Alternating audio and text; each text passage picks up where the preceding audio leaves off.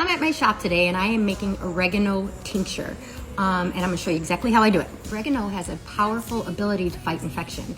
It's a natural antibiotic, so it helps with your immune system. Since it's an antimicrobial, it will effectively fight bacteria, fungus, parasite. It's high in vitamins A, C, and E, and it also has iron, calcium, magnesium. I'm using organic oregano.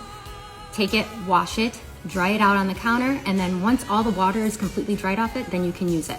You guys, tinctures are super easy to make and you can have them all year round. Take your oregano, put it in a jar. Now you want to get yourself some vodka, at least 80 proof, and you're going to pour it to cover the entire herb. Make sure it's all covered. Vodka is used to help extract the medicine from your herb, and it's also used as a preservative, so it's great. It's also vodka. You're gonna wanna cover it and let it infuse in a cool, dark area for 6 weeks. In the meantime, like every other day, come and just flip it. If you're taking this as a preventative, you can take it twice a week, a dropper full. If you feel a viral infection coming on, that's when you'd wanna take it too. Let thy food be thy medicine.